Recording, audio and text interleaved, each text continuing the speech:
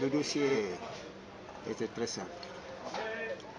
Le prévenu, après avoir demandé une audience sommaire,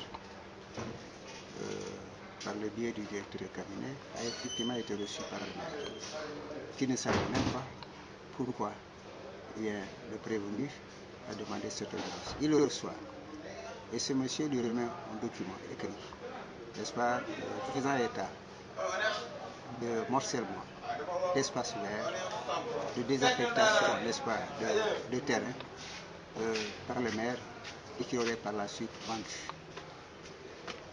Le maire a été ahuri par des propos de cette nature et pour assurer la défense de son honneur et de sa considération qui se trouvait donc dès lors bafouée, a estimé porter plainte pour diffamation. Et donc le dossier qui a été débattu ce matin. Notre avis sur la question, c'est qu'il est manifeste que la diffamation est établie au travers de ces éléments constitutifs, les éléments constitutifs que sont la publicité, c'est un élément essentiel. La publicité peut se faire, n'est-ce pas, par un écrit, par des imprimés, par la vente et par la distribution. Et dans le cas d'espèce, il s'agit d'une distribution. Le meilleur moyen, justement, c'est d'asseoir la publicité. Parce que le directeur de cabinet l'a reçu, le maire en a reçu, le maire a également reçu à une audience le représentant du forum, qui, n'est-ce pas, a posé ce problème-là, ce problème foncier, parce qu'il était, n'est-ce pas, au courant de ce document. Pour avoir été au courant de ce document, parce que ce dernier a été remis, nous estimons que la publicité ne fait l'ombre de doute. Ensuite, l'allégation mensongère, n'est-ce pas, elle est précise, elle est déterminée. Le maire a morcelé des espaces verts qu'il a distribués. Il a désaffecté des terrains pour les donner à d'autres. Tout cela est faux. Le maire n'a même pas un lot. Il n'a pas de lot. Quelqu'un qui n'a pas de lot, comment peut-il vendre un lot? Il n'en a pas. Donc nous estimons que l'imputation est totalement mensongère et elle est effectivement diffamatoire.